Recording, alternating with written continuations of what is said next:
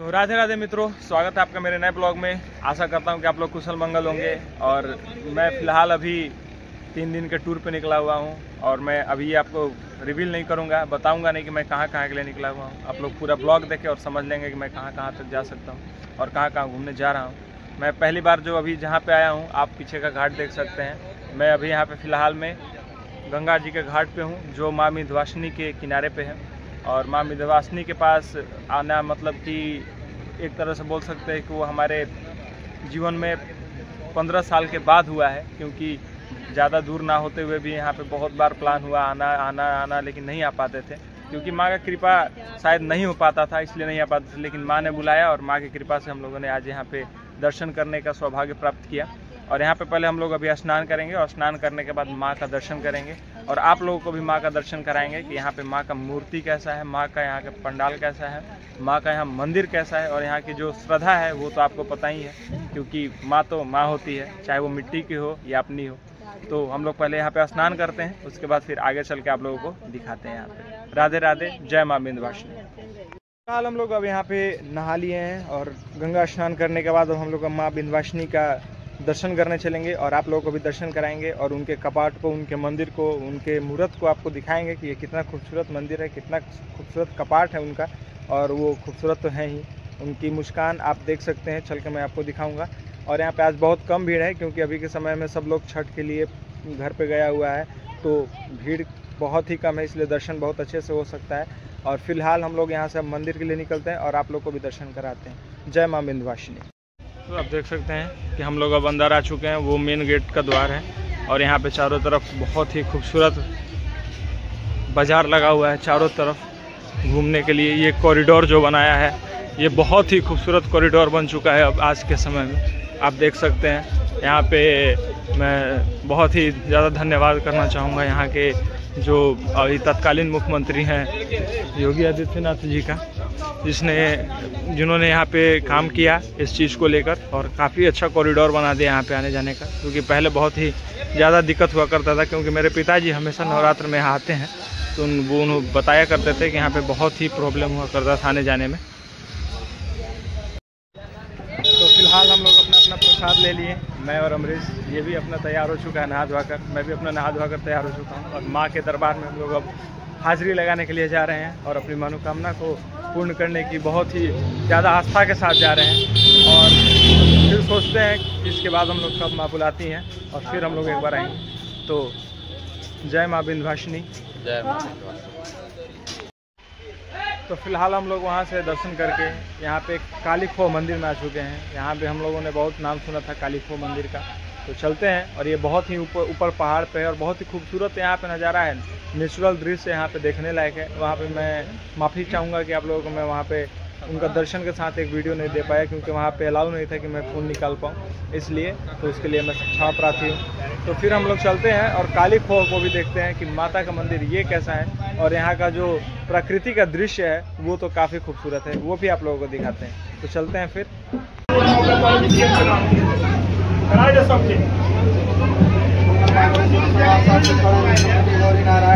पति पत्नी बच्चे साथ जय भगवान कल्याण कर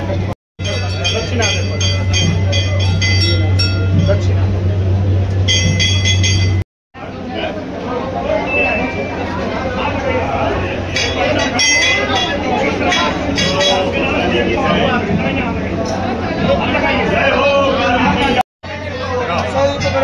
ओम चंद्रमां चौजाता दक्षाओ दुर्योदाय जय माता मिला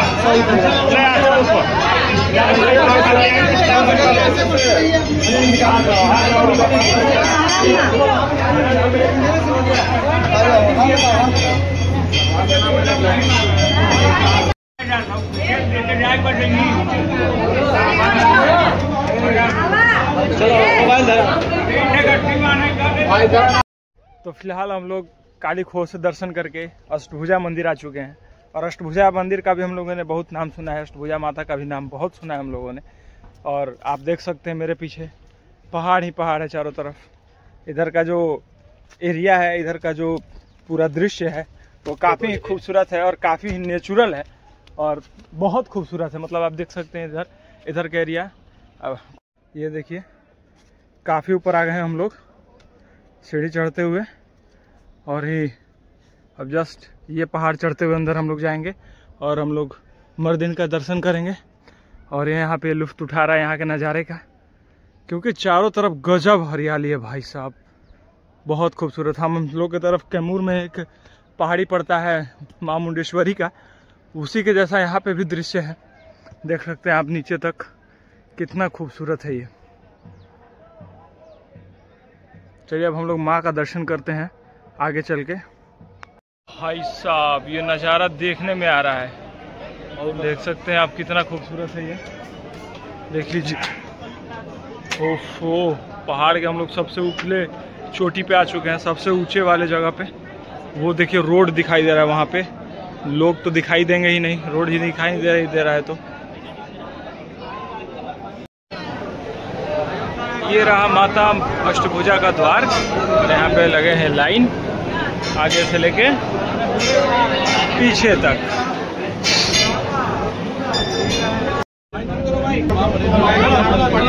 तो अष्टभुजी माता के पास हम लोग अब घूम लिए, वहाँ पे दर्शन कर लिए। अब वहाँ के बाद हम लोग को पता चला कि यहाँ पे एक सीता कुंड है, और उस सीता कुंड का एक मान्यता है कि जब यहाँ पे श्री राम और माता सीता जब भ्रमण में थे, जब वो वन के भ्रमण में थे, उस समय उनको जब प्यास लगी थी माता सीता को, तो प्रभु श्री राम ने अपने बाण से जब पानी निकाला था जिस पहाड़ से, उस पहाड़ पे आके मतलब जो कि वो जो जगह बना था वो ये सीता कुंड है। यहाँ पे लोग आते हैं, नहाते हैं और इनका भी दर्शन करते हैं। और हमारा भी सौभाग्य था कि यहाँ पे आए हम लोग और इनका दर्शन हुआ।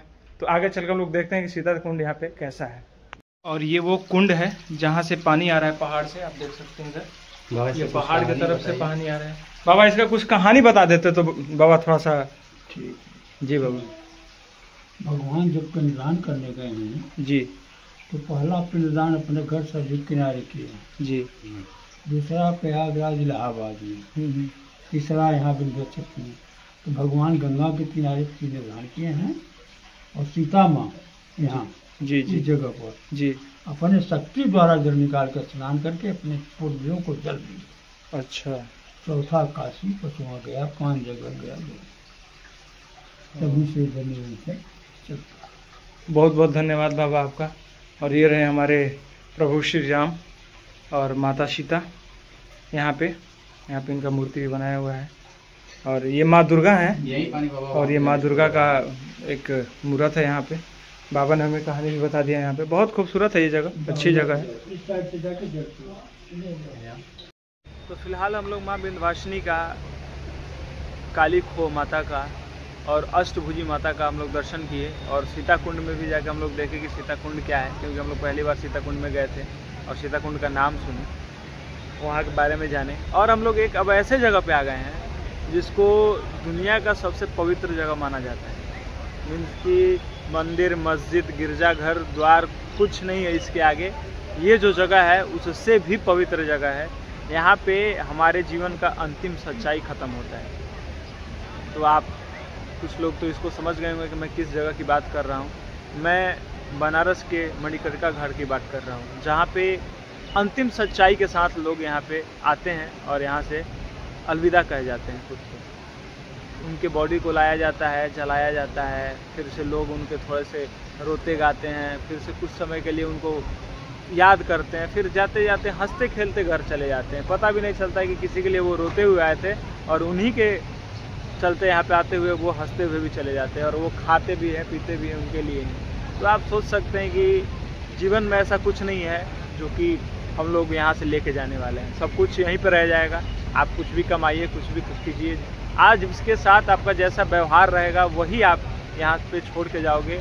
आप अपना याद छोड़ के जाओगे, ताकि लोग आपको आने वाले समय में याद करें, आपके व्यवहार को याद करें, आपके प्रकृति को याद करें कि आप कैसे थे, आप किसी के लिए क्या, उनके लिए मतलब आप कैसे हो कैसे नहीं हो, वो बहुत ज़्यादा मैटर करता है। आप कितना कमाए, क्या किए, वो मैटर नहीं करता है, क्योंकि रखा रह जाएगा सारा का सारा यहीं पे।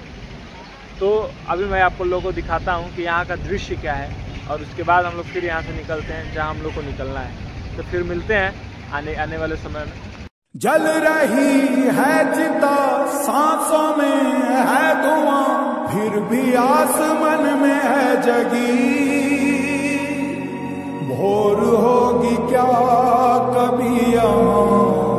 जल रही है चिता, सांसों में है धुआं, फिर भी आसमान में है जगी। भोर होगी क्या कभी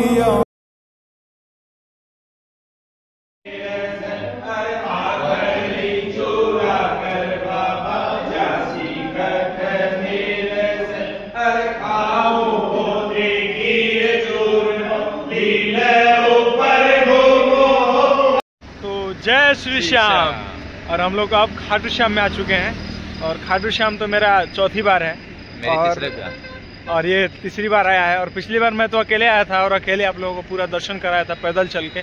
लेकिन अब की बार जो मैं आया हूँ अपने भाई के साथ आया हूँ, अमरीश के साथ, और हम लोग यहाँ पे बाबा का दर्शन करेंगे। फिर मनोकामना के साथ आए हैं, फिर एक हर्षोल्लास के साथ आए हैं। और आप लोग भी ज़रूर आएँ क्योंकि ये जो जगह है ना, ये एक ऐसा जगह है जहाँ पे आप हारने के बाद आते हो तो आपको एक सहारा मिलता है, इसीलिए उनका नाम हारे का सहारा कहा जाता है। तो हम लोग चलते हैं और बाबा के दर्शन करते हैं और आप लोगों को भी कराते हैं। तो जय श्री श्याम। तो यहाँ आने के बाद हम लोग फ्रेश हुए, नहाए, उसके बाद फिर कुछ देर रेस्ट किए और रेस्ट करने के बाद निशान घर गए और निशान घर में जाके निशान का पूजा किए। और निशान का पूजा करने के बाद अब हम लोग यहाँ पे निकल गए बाबा के दर्शन के लिए। तो एक अलग ही उमंग है शरीर में, एक अलग ही उल्लास है। और पिछली बार मैं जब आया था तो आप लोगों ने ब्लॉग में देखा था कि मैं थका तो नहीं था बिल्कुल भी, क्योंकि लगभग 22 किलोमीटर पड़ जाता है पूरा, ये पूरा का पूरा सफ़र 22 किलोमीटर पड़ जाता है। लेकिन 22 किलोमीटर लगता नहीं कि हम कब पहुंच गए, क्योंकि बाबा का एक ऐसा असीम कृपा है। और बाबा के नाम पे जब अगर हम चलते हैं तो थकावट तो दूर दूर तक नहीं हो सकती है। तो जय श्री श्याम, आगे चलते हैं और आगे आपको दिखाते हैं कि ये रास्ता कैसा है और कुछ कुछ बातें बाबा के बारे में हम लोग करते हुए चलेंगे। तो जय श्री श्याम। तो फिलहाल हम लोग लगभग 4-5 किलोमीटर पैदल यात्रा अभी तक कर चुके हैं और थोड़ा सा भी वो जो एक होता है कि चलने के बाद जो थोड़ा सा थकावट महसूस होता है वो तो अभी तक आया नहीं है। क्या अमरीश, ऐसा कुछ हुआ है क्या? बिल्कुल नहीं। क्या बाबा की कृपा है? बाबा की महान कृपा है, बोल सकते हैं। बिल्कुल। और चलते हुए हम लोग बताते आपको चलेंगे कि उनकी कहानी तो मैंने आपको बता रखा है पहले ही ब्लॉग में, तो आप लोग लगभग जानते ही हैं। तो मैं थोड़ा बहुत सोचूंगा और उसको एक बार फिर से छोटी तरीके से आपको बता दूं कि बर्बरिक जो थे महाभारत में, ये उन्हीं को हम आज खाटू श्याम के नाम से जानते हैं, हारे के सहारा के नाम से जानते हैं। तो आगे चलते हैं और फिर एक बार आपको उनकी कहानी में और कुछ कुछ चीज़ें बताते हैं। तब तक के लिए जय श्री श्याम, आगे मिलते हैं।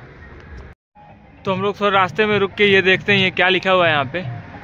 जब श्री कृष्ण को ज्ञात हुआ कि एक अपराजय योद्धा आ रहा है तो श्री कृष्ण ने ब्राह्मण वेश में बर्बरी की परीक्षा हेतु प्रश्न किया कि केवल 3 बाण से कैसे युद्ध करोगे।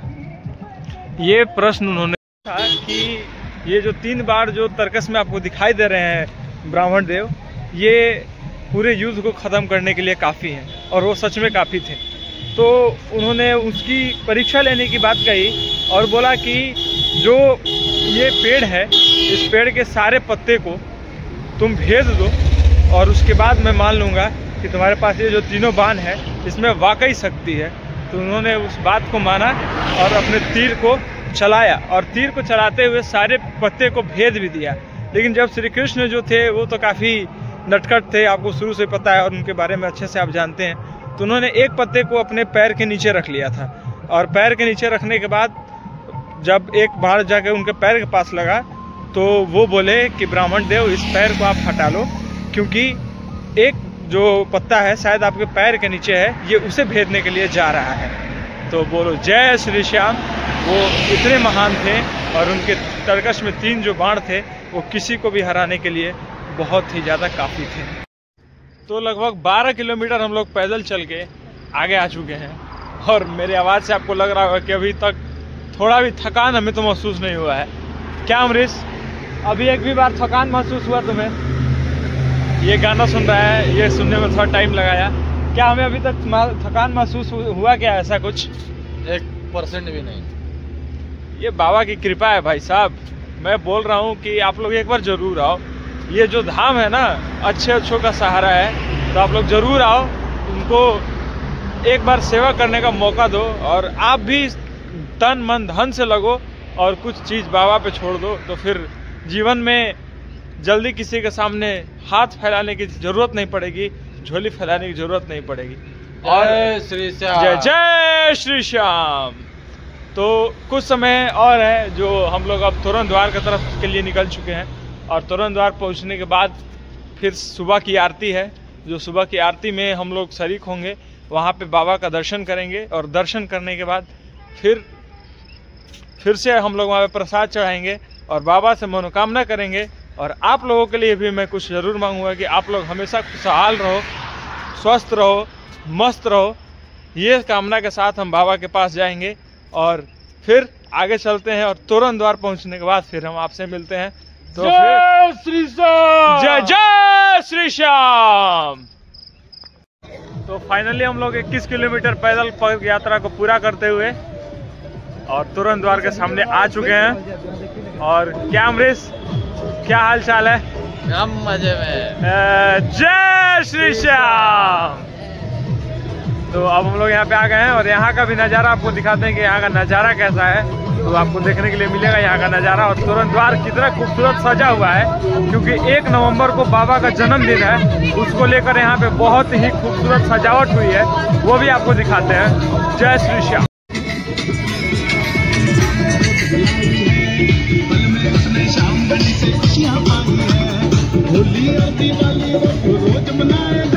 ये देखिए चारों तरफ यहाँ पे फोटो सेशन होता है, लोग यहाँ पे खड़े होकर फोटो खिंचवाते करते हैं। और ये है हमारा तोरण द्वार, जहाँ से बाबा श्याम के दर्शन के लिए लोग शुरुआत करते हैं। अभी रुक जाइए, अभी रुक जाइए, अभी रुक जाइए, अरे अभी रुक जाइए। बहुत खुश लग रहे हो भाई, क्या बात है? हम लोग आ गए इसलिए खुश हो? बहुत ज्यादा। और हम लोग आ गए तोरण द्वार पे। ये देखिए तोरण द्वार है, और यहाँ पे बहुत सारी भीड़ है। अभी सोच लीजिए कि अभी दिन का 3 बज रहा है और लोग इतने भीड़ लगाए हुए हैं यहाँ पे। तो बाबा की कृपा तो आप समझ सकते हैं, और उनकी महिमा के बारे में आप समझ सकते हैं। तो जय श्री श्याम।